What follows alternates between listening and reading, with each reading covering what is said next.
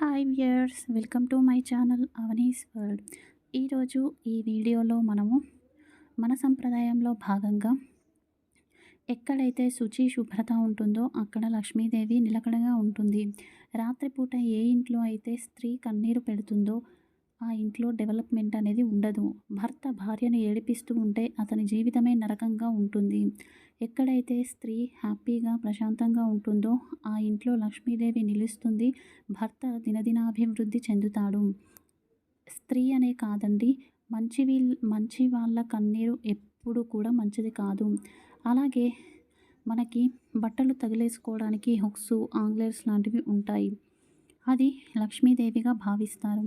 కొత్త వస్త్రాలు వాటికి తగిలించి ఆ తర్వాత వేసుకుంటే మొదట దేవుడికి అలంకరించిన తర్వాత మనం వేసుకున్నట్లుగా భావిస్తారు.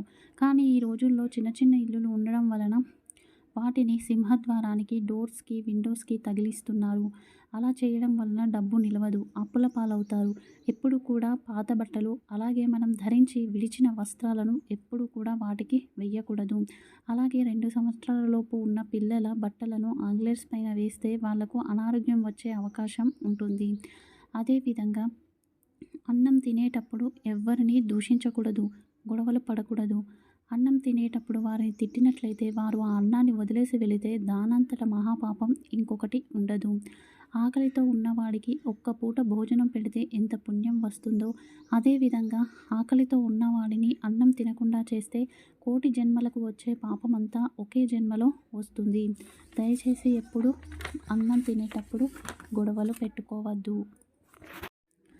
ఇక ఈరోజు వాస్తులో భాగంగా ఈ రోజుల్లో చిన్న గదులు ఉండడం, ఒకే గది ఉండడం వలన ఊరంతా తిరిగి వచ్చి ఆ తిరిగొచ్చిన చెప్పులను బెడ్ కింద ఉంచుతున్నారు. అలాగే చీపురు కట్టలను కూడా పడుకునే బెడ్ కింద పెడుతున్నారు. దాని వలన ఒత్తిడి, డిప్రెషన్, నెగిటివ్ ఆరా ఆకర్షించబడుతుంది. అలాగే పడుకునే బెడ్ మీద సజ్జ లాంటిది ఉంటే వివాహాలు జరగవు ఆ ఇంట్లో. అదేవిధంగా వివాహ జీవితంలో సమస్యలు, ఒత్తిడి ఏర్పడతాయి. అలాగే కింది ఇంట్లో మీరు ఉండి పై ఇంట్లో అనవసరంగా స్టోర్ రూమ్ లాంటిది ఏర్పాటు చేసినా కూడా ఆ ఇంట్లో శుభకార్యాలు, మంగళకార్యాలు జరగవు. జాగ్రత్తగా ఈ వాస్తును పరిష్కరించుకోండి. Thank you for watching.